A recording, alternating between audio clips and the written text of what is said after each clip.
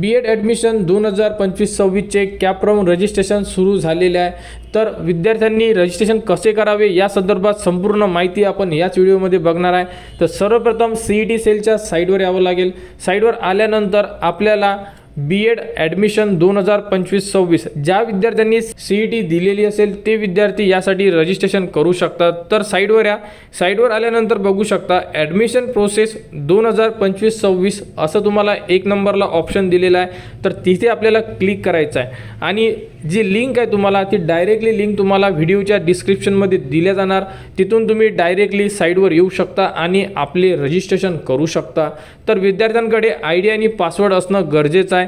आपण रजिस्ट्रेशन केले होते तेव्हा आपला ID आणि पासवर्ड आपण सेट केलेला होता, तोच ID आणि पासवर्ड आपल्याला आता लागणार आहे। तर ॲडमिशन 2025-26ला क्लिक केल्यानंतर आपण कॅप राऊंडची जी प्रोसेस आहे म्हणजे जी साईट आहे या साईटवर येणार। इथे आल्यानंतर तुम्ही बघू शकता अंडर ग्रॅज्युएटमध्ये B.Edचं ऑप्शन दिलेलं आहे। या अगोदर आपण संपूर्ण अपडेट दिलेल्या होत्या की B.Ed रजिस्ट्रेशन सुरू झाल्यानंतर आपल्याला अंडर ग्रॅज्युएटमध्ये B.Ed जे ऑप्शन दिलेलं आहे तिथे न्यू म्हणून क्लिक होणार। तर बघू शकता, तर इथे तुम्हाला क्लिक करायचं आहे म्हणजे B.Edला क्लिक करायचं आहे। B.Edला क्लिक केल्यानंतर आपण आपले रजिस्ट्रेशन सुरू करू शकतो। तर B.Edला क्लिक करा। तर यामध्ये आल्यानंतर बघा, तर ही आहे मेन साईट ज्यामध्ये विद्यार्थ्यांना रजिस्ट्रेशन करायचं आहे। संपूर्ण अपडेट या साईटवर तुम्हाला उपलब्ध करून देण्यात येणार आहे। नेक्स्ट व्हिडिओपासून आपण डायरेक्टली या साईटवरूनच आपले रजिस्ट्रेशन किंवा कोणतीही इन्फॉर्मेशन देणार। आता स्टार्टिंगला आपल्याला रजिस्ट्रेशन फॉर्म होता त्यामुळे आपण संपूर्ण स्टेप बाय स्टेप माहिती घेत आहे। यामध्ये आल्यानंतर तुम्ही जे ॲडमिशन शेड्यूल आहे हे सुद्धा बघू शकता। आणि आता सर्वप्रथम आपल्याला करून घ्यायचं आहे कॅन्डिडेट लॉग इन, कारण आपल्याकडे ID आणि पासवर्ड दोन्ही अवेलेबल आहे त्यामुळे आपल्याला कॅन्डिडेट लॉग इनला क्लिक करावं लागेल। तुमच्याकडे ईमेल ID आणि एक पासवर्ड जो आपण रिझल्टसुद्धा बघितला तेव्हा यूज केलेला आहे त्या ID आणि पासवर्डने आपल्याला सर्वप्रथम लॉग इन करून घ्यायचं आहे। तर कॅन्डिडेट लॉग इनला क्लिक करा, तुमचा ID टाका, पासवर्ड टाका आणि सर्वात खाली साइन इनचं ऑप्शन दिलेलं आहे, साइन इन करा। त्यानंतर आपला रजिस्ट्रेशन फॉर्म सुरू होणार।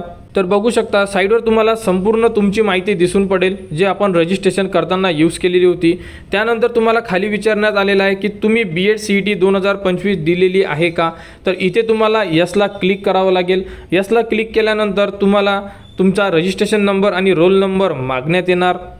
तर यामध्ये विद्यार्थ्यांनी त्यांचे जे स्कोर कार्ड आहे त्यावरती त्यांचा रजिस्ट्रेशन नंबर आणि रोल नंबर दिलेला आहे। तर रजिस्ट्रेशन नंबर टाका, रोल नंबर टाका आणि चेक CET डिटेल्सला क्लिक करा म्हणजे तुम्हाला जेवढे पर्सेंटाईल मिळाले असेल ते तुम्हाला स्क्रीनवर दिसून पडेल आणि त्यानंतर तुमचा जो फॉर्म आहे हा सुरू होऊन जाणार। तर रोल नंबर आणि रजिस्ट्रेशन नंबर टाकून तुमच्या CETचे मार्क्स चेक करा। तर बघू शकता तुमचं नाव, संपूर्ण माहिती, त्यानंतर तुम्हाला किती पर्सेंटाईल आहे, CET पर्सेंटाईल संपूर्ण तुमच्यासमोर दिसून पडेल। तुमची इन्फॉर्मेशनसुद्धा तुम्ही बघू शकत आहे। त्यानंतर संपूर्ण इन्फॉर्मेशन चेक करा आणि सेव्ह अँड नेक्स्टला क्लिक करा। त्यानंतर तुम्ही संपूर्ण माहिती चेक करू शकता, तुमचे नाव, मोबाईल नंबर, ईमेल ID, जन्मतारीख या प्रकारे। आणि त्यानंतर आता रजिस्टरला क्लिक करा। रजिस्टरला क्लिक केल्यानंतर तुम्हाला एक रजिस्ट्रेशन नंबर मिळेल जो BD पासून सुरुवात होणार आहे। तुम्ही स्क्रीनवर सुद्धा चेक करू शकता। हा रजिस्ट्रेशन नंबर सुद्धा तुम्ही कॉपी करून ठेवू शकता। तर त्यानंतर आता आपल्याला प्रोसीड टू फिल इथे क्लिक करायचं आहे म्हणजे आपली जे स्टेप असणार आहे संपूर्ण त्या स्टेप आपल्याला आता कंप्लीट करायच्या आहेत। तर प्रोसीड टू फिलला क्लिक करा। त्यानंतर बघू शकता अशा प्रकारे आपण आपल्या प्रोफाईलमध्ये इन्सर्ट होणार। इन्सर्ट झाल्यानंतर डॅशबोर्डला बघू शकता भरपूर साऱ्या स्टेप दिलेल्या आहे। संपूर्ण स्टेप तुम्हाला याच फॉर्ममध्ये आता फिलअप करून घ्यायचे आहे। आणि त्यानंतर बघू शकता प्रोसीड टू फिल ॲप्लिकेशन फॉर्मला आपल्याला क्लिक करायचं आहे कारण आपला ॲप्लिकेशन फॉर्म हा अजूनपर्यंत इनकम्प्लीट आहे। तर आता डॅशबोर्डमध्ये दिलेल्या संपूर्ण स्टेप आपल्याला कंप्लीट करायच्या आहेत। तर प्रोसीड टू फिल ॲप्लिकेशन फॉर्मला क्लिक करा। त्यानंतर तुम्ही स्क्रीनवर संपूर्ण माहिती बघू शकता। यामध्ये तुम्हाला काहीच करायचं नाही आहे, फक्त कॅन्डिडेट नेम मराठी लिहिलेला आहे, तिथे तुम्हाला मराठीमध्ये नाव टाकायचं आहे। त्यानंतर तुमचे वार्षिक उत्पन्न म्हणजे वडिलांचे वार्षिक उत्पन्न किती आहे हे टाकायचं आहे। बाकी काही करायची गरज नाही आहे। फक्त तुम्हाला जी इन्फॉर्मेशन दिसत आहे ती इन्फॉर्मेशन एकदा चेक करायची आहे की सर्व इन्फॉर्मेशन स्पेलिंग वगैरे ओके आहे का। जर बरोबर असेल तर तुम्हाला बाकी कुठे काहीही करायची गरज नाही आहे। संपूर्ण जे रजिस्ट्रेशनमध्ये आपण फिल केलेलं होतं तेच तुम्हाला पहिल्या पेजवर दिसत आहे। फक्त मराठीमध्ये नाव आणि तुमचं वार्षिक उत्पन्न म्हणजे वडिलांचे तुमचे वार्षिक उत्पन्न टाका आणि त्यानंतर सेव्ह अँड नेक्स्टला क्लिक करा। त्यानंतर तुम्हाला टाकायचा आहे तुमचा ॲड्रेस।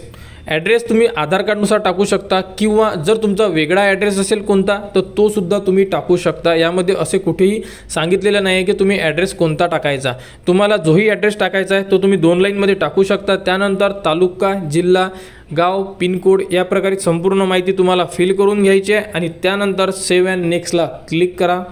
त्यानंतर तुम्हाला कॅन्डिडेट टाईप विचारण्यात आलेला आहे। यामध्ये तुम्हाला तुमचा इलिजिबिलिटी क्वालिफिकेशन, कोणाचं ग्रॅज्युएशन आहे, पोस्ट ग्रॅज्युएशन आहे, दोनच ऑप्शन येणार आहे। यामधून तुम्ही सिलेक्ट करू शकता। ज्या विद्यार्थ्यांचे ग्रॅज्युएशन झालेले असेल फायनल एज्युकेशन ते ग्रॅज्युएशन टाकू शकतात, ज्या विद्यार्थ्यांचे पोस्ट ग्रॅज्युएशन कंप्लीट असेल ते विद्यार्थी पोस्ट ग्रॅज्युएशन टाकू शकतात। तर यामधून तुम्हाला जेही तुमचे एज्युकेशन कंप्लीट असेल यामधून एक ऑप्शन सिलेक्ट करा। ग्रॅज्युएशन झाले असेल तुम्ही ग्रॅज्युएशनसुद्धा सिलेक्ट करू शकता, PGवाले विद्यार्थी पोस्ट ग्रॅज्युएशन सिलेक्ट करू शकतात। तर अशा प्रकारे यामधून सिलेक्ट करा। त्यानंतर तुम्हाला विचारण्यात आलेलं आहे की डोमेस्टिल महाराष्ट्र आहे का। जर तुम्ही महाराष्ट्र डोमेस्टिल असेल तुमच्याकडे तर यामधून तुम्हाला यस सिलेक्ट करायचं आहे। कोणत्या जिल्ह्यामधून तुम्ही डोमेस्टिल काढलेला आहे किंवा कोणत्या जिल्ह्यामधून तुम्ही तुमचा जन्म आहे हे तुम्हाला इथून सिलेक्ट करायचं आहे। या प्रकारे एक जिल्हा सिलेक्ट करा, तुमचं इलिजिबिलिटी क्वालिफिकेशन सिलेक्ट करा आणि त्यानंतर सेव्ह अँड नेक्स्टला क्लिक करा। त्यानंतर तुम्हाला जे रिझर्वेशन आहे त्याबद्दल माहिती विचारण्यात आलेली आहे। तर ऑर्फन म्हणजे अनाथ आहात का, तर स्टार्टिंगला येस ऑर नोमध्ये तुम्हाला ॲन्सर द्यायचा आहे। ऑर्फन अनाथ आहात का असाल तर येस करा, अदरवाईज तिथे नो करा। त्यानंतर कॅटेगरी इन्फॉर्मेशन, तुमची कास्ट कोणती आहे याबद्दलची माहिती तुम्हाला इथे फिल करायची आहे आणि इथे तुम्हाला कोणत्याही प्रकारची चूक कुठेही होऊ देऊ नका। तर यामध्ये तुम्हाला तुमची कास्ट सिलेक्ट करून घ्यायची आहे। तर यामध्ये तुमची जी कास्ट असेल open, OBC, EWS, SC ST यामधून सिलेक्ट करायची आहे। जेही तुमची कास्ट असेल ते सिलेक्ट करा। त्यानंतर तुम्हाला विचारण्यात येते की तुमची पोटजात कोणती आहे। OBC असल्यामुळे माडी, कुंभार, कुणबी या प्रकारे तुमची जी पोटजात असेल यामधून तुम्ही सिलेक्ट करा। त्यानंतर तुम्हाला येस नोमध्ये 3 ऑप्शन देण्यात आलेले आहे। तुमच्याकडे कास्ट सर्टिफिकेट आहे का, तुम्हाला इथे येस सिलेक्ट करावंच लागेल कारण कास्ट सर्टिफिकेट ही कंपल्सरी डॉक्युमेंट्स आहे। त्यानंतर तुम्हाला जे कास्ट सर्टिफिकेट आहे याबद्दलचं डिस्ट्रिक्ट विचारण्यात आलेली आहे की कोणत्या जिल्ह्यामधून तुम्ही तुमची कास्ट सर्टिफिकेट काढलेली आहे। तुमच्या कास्ट सर्टिफिकेटवर संपूर्ण माहिती उपलब्ध आहे। त्यानंतर तुमच्याकडे कास्ट व्हॅलिडिटी आहे का, यामध्ये येस ऑर नोमध्ये 2 ऑप्शन दिलेले आहे। जर तुम्ही असेल तर येस करा, अदरवाईज तुम्ही नो करा। जर तुम्ही नो सिलेक्ट केलं तर तुम्ही अप्लाय केलेला आहे का अशा प्रकारे तुम्हाला माहिती विचारण्यात येणार। तर तुमच्याकडे जी रिसिप्ट आहे ती रिसिप्टची इन्फॉर्मेशन तुम्ही यामध्ये इन्सर्ट करू शकता येस म्हणून। अशा प्रकारे माहिती तुम्ही यामध्ये फिल करू शकता आणि ज्यांच्याकडे कास्ट व्हॅलिडिटी आहे ते डायरेक्टली तिथे येस करणार आणि तुम्ही यालासुद्धा जर नो केलं तर तुम्हाला यामध्ये सर्व्हर प्रॉब्लेम असा एरर दाखवण्यात येणार कारण कास्ट व्हॅलिडिटीसुद्धा ही इम्पॉर्टंट डॉक्युमेंट्समध्ये आहे। आणि जर तुम्ही नो केलं तर तुमची ॲडमिशन ओपनमध्ये सुद्धा कन्वर्ट होऊ शकते। तर अशा प्रकारे इथे येस नोमध्ये ॲन्सर द्या। खाली नॉन क्रिमिलियरबद्दल इन्फॉर्मेशन विचारण्यात आलेली आहे। नॉन क्रिमिलियर आहे का इथे सुद्धा लागणार आहे डॉक्युमेंट्स, तर येस सिलेक्ट करा। त्यानंतर विचारण्यात आल्या मायनॉरिटी, जे विद्यार्थी मायनॉरिटी रिझर्वेशन घेत असेल ते विद्यार्थी यस करतील, जे मायनॉरिटी घेणार नाही ते विद्यार्थी नो करतील। अशा प्रकारे हे जे पेज आहे रिझर्वेशनचं यामध्ये दिलेली संपूर्ण माहिती व्यवस्थित चेक करा, फिल करा। कास्ट कुठेही चुकायला नको कारण कास्ट ही खूप इम्पॉर्टंट असणार आहे। अशा प्रकारे संपूर्ण माहिती फिल करा। त्यानंतर सेव्ह अँड नेक्स्टला क्लिक करा। त्यानंतर तुम्हाला सोशल रिझर्वेशन विचारण्यात आलेलं आहे। तर बघू शकता हँडिकॅप आहेत का असाल तर येस करा, अदरवाईज नो करा। त्यानंतर डिफेन्स रिझर्वेशनबद्दल सुद्धा विचारण्यात आलेलं आहे की डिफेन्स रिझर्वेशन घेत आहे का, म्हणजे एक सर्व्हिसमॅन जर घ्यायचं असेल तर तुम्ही येस करू शकता, अदरवाईज तिथे सुद्धा नो करा आणि त्यानंतर सेव्ह अँड नेक्स्टला क्लिक करा। त्यानंतर विद्यार्थ्यांना त्यांचे एज्युकेशन डिटेल्स इथे ॲड करायचे आहे। 10वी 12वी डिग्री आणि त्यानंतर कोणी डिप्लोमा केला असेल तर डिप्लोमासुद्धा ॲड करू शकता। 12वी करत नाही काही विद्यार्थी डिप्लोमा करतात।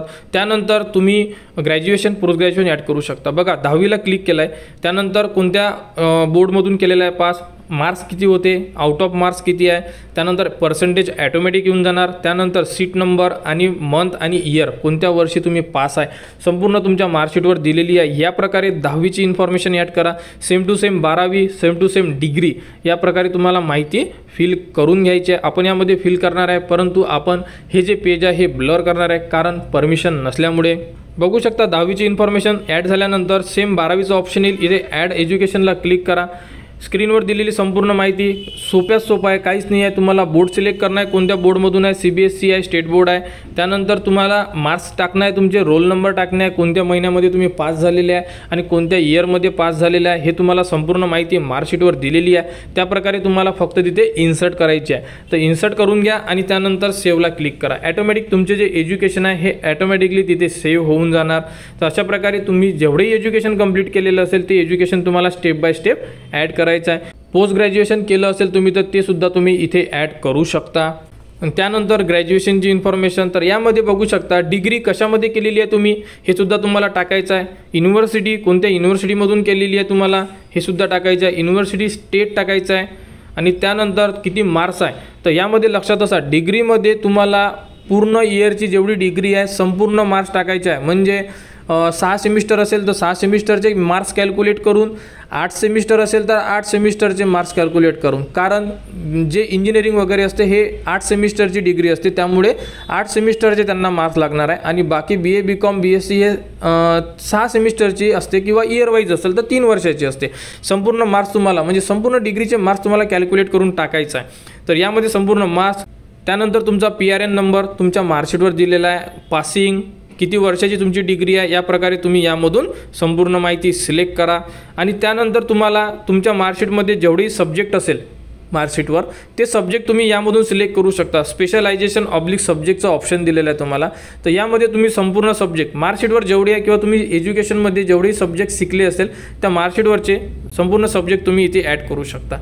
ॲड झाल्यानंतर तुम्हाला संपूर्ण माहिती स्क्रीनवर दिसून पडेल. तर बघू शकता स्क्रीनवर तुम्हाला 10वी 12वी ग्रॅज्युएशन अशा प्रकारे 3च एज्युकेशन कंप्लीट असल्यामुळे तिन्ही एज्युकेशनची इन्फॉर्मेशन स्क्रीनवर दिसून पडत आहे. या प्रकारे तुम्ही ॲड करू शकता. माहिती चुकली असेल तर बाजूला एडिटचं ऑप्शन आहे, एडिटसुद्धा करू शकता. डिलीटचं ऑप्शन आहे, डिलीट करून परत ॲड करू शकता. अशा प्रकारे संपूर्ण माहिती फिल करा. त्यानंतर सेव्ह अँड नेक्स्टला क्लिक करा. त्यानंतर विद्यार्थ्याला त्यांचा पासपोर्ट साईज फोटो आणि सिग्नेचर इथे अपलोड करायचे आहे. तर स्कॅन कॉपीमध्ये पासपोर्ट साईज फोटो असेल तुमच्याकडे तो फोटो इथे अपलोड करा आणि तुमची सिग्नेचर इथे अपलोड करा आणि त्यानंतर सेव्ह अँड नेक्स्टला क्लिक करा. त्यानंतर बघू शकता विद्यार्थ्याला करायचे आहे डॉक्युमेंट्स अपलोड. सर्वप्रथम विद्यार्थ्याला करायचा आहे CETचा फॉर्म, जो त्याने फॉर्म भरलेला होता CETचा तो फॉर्म विद्यार्थ्याला अपलोड करायचा आहे. त्यानंतर CETचे स्कोर कार्ड, जे तुम्हाला पर्सेंटाईलचे स्कोर कार्ड मिळालेले आहे ते स्कोर कार्ड अपलोड करायचे आहे. Domicile certificate, caste certificate, caste validity, non creamy layer, 10वीची मार्कशीट, 12वीची मार्कशीट आणि डिग्रीची मार्कशीट. तर डिग्रीची मार्कशीट तुम्हाला एक अपलोड न करता तुम्हाला संपूर्ण सेमिस्टरच्या मार्कशीट अपलोड करायच्या आहे. 6 सेमिस्टर असेल तर 6 मार्कशीट, 8 सेमिस्टर असेल तर 8 मार्कशीट. त्यानंतर कन्व्हर्जन सर्टिफिकेटसुद्धा अपलोड करायचं आहे. म्हणजे तुम्ही लक्षात असू द्या की 1 सेमिस्टरपासून तर 6 सेमिस्टरपर्यंत तुम्हाला एका PDF मध्ये डॉक्युमेंट्स बनवून घ्यायचे आहे आणि त्यानंतर 7वं डॉक्युमेंट्स कन्व्हर्जन सर्टिफिकेट असणार आहे. अशा प्रकारे तुम्हाला संपूर्ण स्टेप बाय स्टेप जे डॉक्युमेंट्स आहे रेडी करायचे आहे एका PDF मध्ये फक्त डिग्रीचे. आणि सेम टू सेम तुम्हाला 10वी जर 1 स्टेपमध्ये पास झाले असेल तर कन्व्हर्जन सर्टिफिकेट लावायची गरज नाही आहे. परंतु कोणत्या विद्यार्थ्याचा सब्जेक्ट बॅक असेल त्याला 2 मार्कशीट असेल तर कन्व्हर्जन सर्टिफिकेट लावायचं काम पडेल.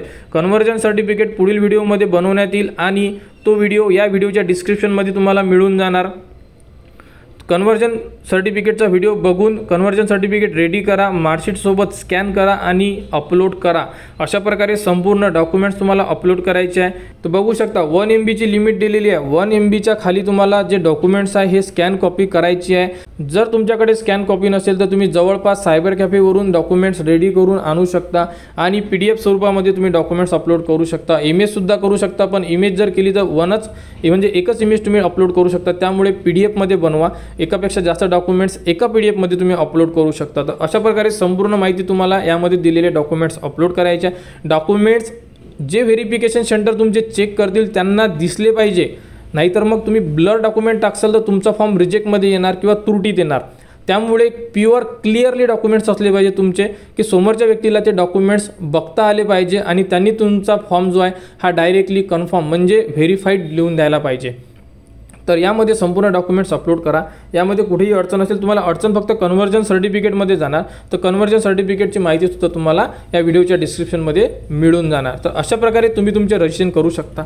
यानंतरची स्टेप असणार आहे अप्लिकेशन फी. तर फी तुम्हाला लागणार नाही आहे. डायरेक्टली तुम्हाला तुमचा जो फॉर्म आहे हा कन्फर्म करून घ्यायचा आहे. म्हणजे संपूर्ण माहिती चेक करायची आहे आणि फॉर्म चेक करताना एकूण एक शब्द, एकूण एक मार्क्स तुमचे 10वीचे 12वीचे डिग्रीचे मार्क्स कुठे कोणतीही मिस्टेक व्हायला नको, त्यामुळे संपूर्ण माहिती प्रॉपर चेक करणे अतिशय गरजेचं राहणार आहे।